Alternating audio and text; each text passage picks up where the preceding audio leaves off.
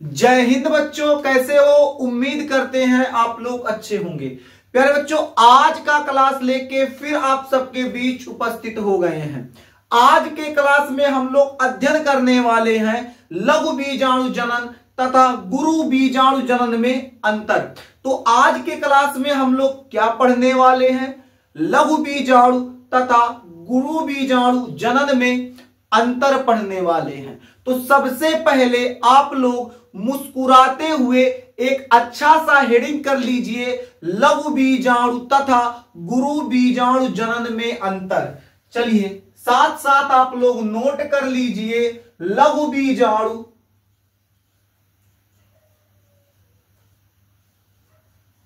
तथा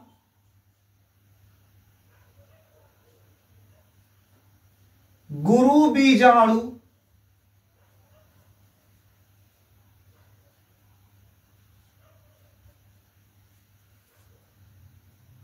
में अंतर। तो क्या नोट कर लीजिए? लघु बीजाणु तथा गुरु बीजाणु जनन में अंतर। जनन बढ़ा लीजिएगा।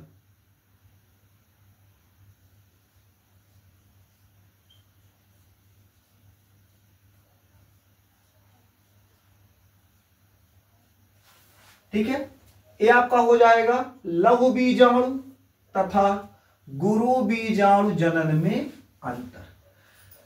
तो अंतर करने के लिए आप दो कॉलम बनाइए। पहले कॉलम में लिखिए लघु बीजाणु जनन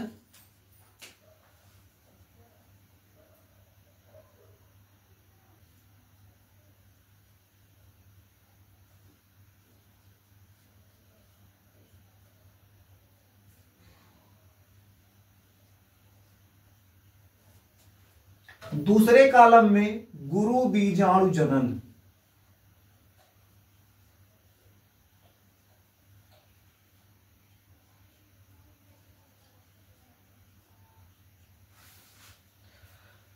तो दो कॉलम बना लीजिए। पहले कॉलम में लिखिए लघु बीजाणु जनन, दूसरे कॉलम में लिखिए गुरु बीजाणु जनन।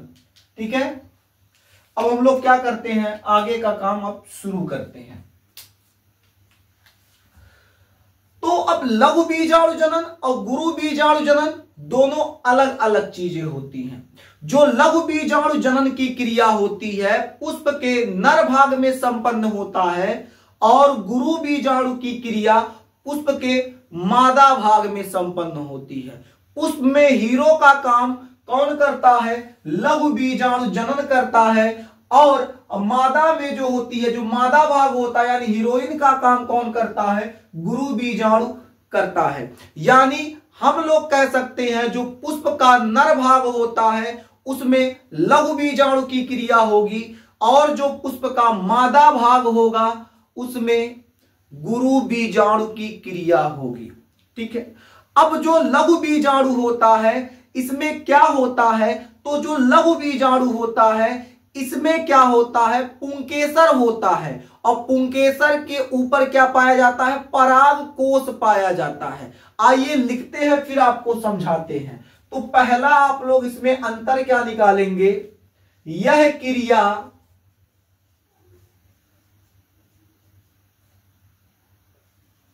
पुंकेसर के पराग कोश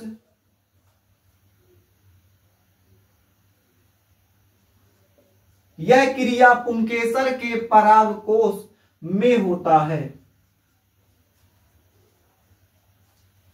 यानी जो लघु बीजाणु जनन होता है मतलब उसमें क्या है, क्या लिखवाए हैं? पहला अंतर, यह क्रिया पुंकेसर के पराग कोश में होता है। ठीक है, यानी जो लघु बीजाणु जनन की क्रिया होती है कहां होती है? तो पुंकेसर के पराग कोश में होती है।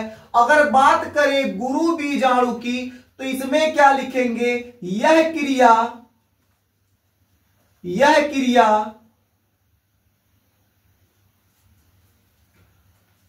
स्त्री केसर यह क्रिया स्त्री केसर के बीजांड में होता है। यह क्रिया स्त्री केसर के बीजांड में होता है।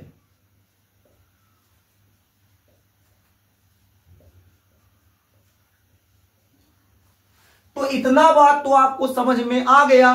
जो लघु बीजाणु की क्रिया होती है, वो जो पुष्प होता है, पुष्प का जो नर भाग यानी पुंकेसर होता है, पुंकेसर के परागकोश में संपन्न होता है।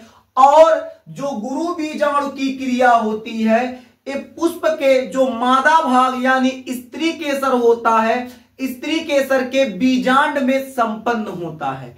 इतना बात आपको समझ में उम्मीद करते हैं आ गया होगा। अगर क्लास समझ में आए तो बाबू आप इस क्लास को लाइक जरूर करें और अपने मित्रों के पास इसे शेयर जरूर करें, ताकि आपके साथ साथ आपके मित्र भी हमारे चैनल संस्कार क्लासेज बाय सुरेंद्र सर से जुड़ सके और अपनी 12वीं की पढ़ाई अच्छे तरीके से कर सके। तो चलिए हम लोग दूसरा अंतर देखते हैं। तो दूसरा अंतर क्या है?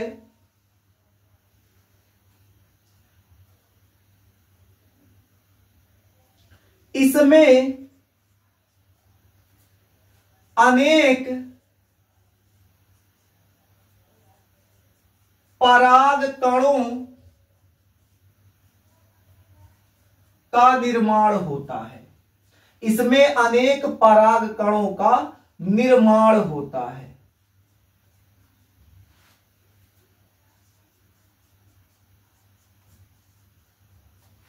यानी जो लघु बीजाणु होता है उसमें क्या बताया जा रहा है, जो पुष्प का नर भाग होता है, नर भाग में क्या बताया जा रहा है कि इसमें अनेक पराग कणों का निर्माण होता है। यानी जो आपका लघु बीजाणु होता है, लघु बीजाणु जनन के माध्यम से एक पराग कण नहीं बल्कि एक से अधिक पराग कण अर्थात अनेक पराग कणों का निर्माण होता है। इसलिए तो लिखवा दिए हैं इसमें अनेक पराग कणों का निर्माण होता है।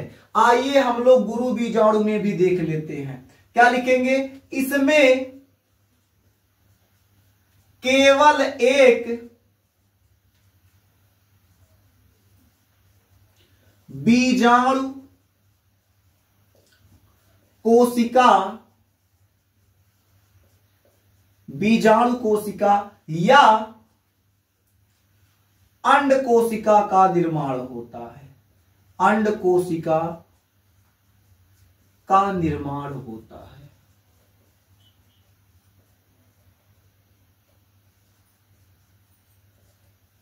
यानी मेरे देश के नौजवानों, इसमें क्या है? इसमें यह है कि इसमें केवल एक बीजाणु कोशिका या फिर अंड कोशिका का निर्माण होता है, जबकि इसमें बात करें तो इसमें अनेक पराग कणों का निर्माण होता है। इधर बात किया जाए तो केवल एक बीजाणु कोशिका या अंड कोशिका का निर्माण होता है। तीसरा अंतर आके देख लेते हैं। तीसरा अंतर क्या है? इसमें लघु बीजाणु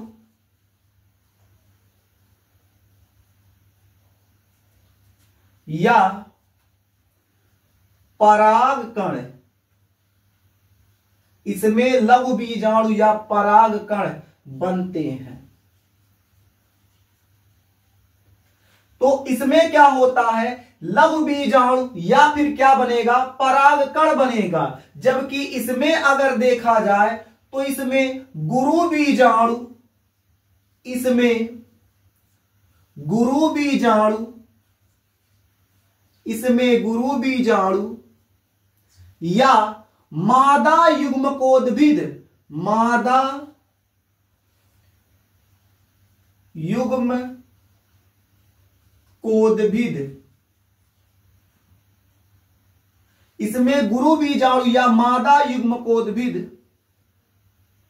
बनता है। और मादा युग्मकोद्भिद क्या होता है, जो भ्रूणकोश होता है उसी को हम लोग मादा युग्मकोद्भिद कहते हैं। इससे पहले वाले क्लास में आपको बताया गया है। यदि वो क्लास नहीं देखे हैं तो मुस्कुराते हुए चैनल के प्लेलिस्ट में जाइएगा और जाके आराम से इत्मीनान से दिल थाम के देख लीजिएगा उस क्लास को, तो आपको एकदम बिल्कुल मजा ही आ जाएगा। ठीक है, तो इसमें क्या बताया गया है, इसमें लघु बीजाणु या परागकण का निर्माण होता है। इसमें देखा जाए तो इसमें गुरु बीजाणु या मादा युग्मकोद्भिद यानी भ्रूणकोश का निर्माण होता है। तो मेरे देश के नौजवान, क्लास समझ में आ रहा हो तो पुनः कहते हैं लाइक जरूर कर देना। ठीक है, आगे अगर बात करें गुरु बीजाणु जनन में, लघु बीजाणु कर लीजिएगा, लघु बीजाणु जनन में, लघु बीजाणु जनन में 4 कोशिकाएं, लघु बीजाणु जनन में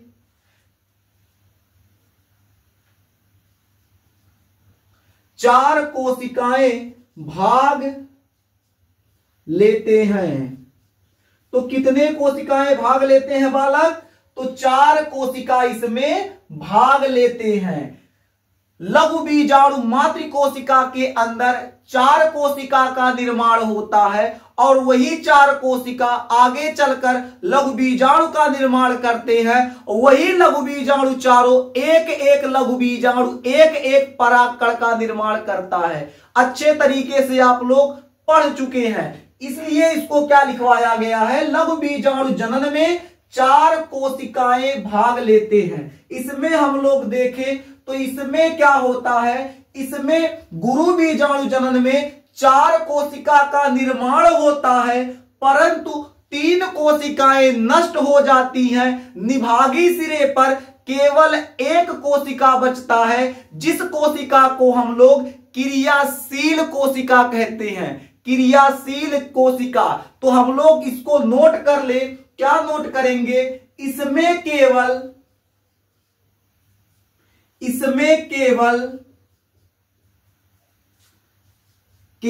एक क्रियाशील, इसमें केवल एक क्रियाशील गुरु बीजाणु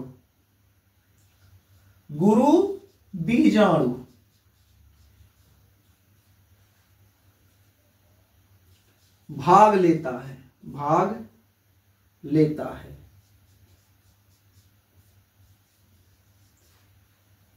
इसमें कितना, तो केवल एक क्रियाशील गुरु बीजाणु भाग लेता है। ठीक है, बात समझ में आ रहा है। एक बार आइए इसको पुनः देख लेते हैं। जो गुरु बीजाणु जनन होता है, इसमें क्या बताया गया है, यह क्रिया पुंकेसर के परागकोश में होता है। और लघु बीजाणु था, गुरु बीजाणु में अगर हम लोग बात करें तो गुरु बीजाणु में क्या बताया गया है, यह क्रिया स्त्री केसर के बीजांड में होता है। देखिए यहां बीजांड 2 बार हो गया, तो एक बार मिटा लीजिएगा यहां से। यह क्रिया स्त्री केसर के बीजांड में होता है। बात करें अगर गुरु बीजाणु जनन की, तो इसमें क्या है, इसमें अनेक परागकणों का निर्माण होता है। भाई साहब इसमें भी देख लेते हैं, तो इसमें केवल एक बीजाणु कोशिका या अंड कोशिका का निर्माण होता है। अगर इधर देखा जाए, इसमें लघु बीजाणु या परागकण बनते हैं। और यहां क्या बनेगा मेरे देश के नौजवानों, यहां बनेगा, इसमें गुरु बीजाणु या मादा युग्मकोद्भिद बनता है। आगे बात किया जाए, लघु बीजाणु जनन में 4 कोशिकाएं भाग लेती हैं। इसमें देख लेते हैं, इसमें केवल एक क्रियाशील गुरु बीजाणु भाग लेता है। उम्मीद करते हैं आपको अंतर समझ में आ गया होगा। अगर अंतर समझ में आ गया तो मुस्कुराते हुए अपने मित्रों के पास इस क्लास को शेयर कर दीजिए और आपके जितने भी मित्र हैं, रिश्तेदार हैं, सबको बता दीजिए कि सुरेंद्र सर अपने चैनल पर बायोलॉजी का क्लास शुरू कर दिए हैं। बहुत जल्द एक नई खुशखबरी के साथ आपके बीच उपस्थित होंगे एक नए क्लास के साथ। अभी तक जो आपका 12वीं का क्लास लग रहा है लगातार कंटिन्यू लगता रहेगा। इसके अलावा बहुत जल्द जो आपके छोटे भाई बहन हैं उनके लिए कक्षा 10 का क्लास लेके आ रहे हैं। तो एक खुशखबरी के साथ बहुत जल्द आपके बीच उपस्थित होंगे। तब तक के लिए जय हिंद।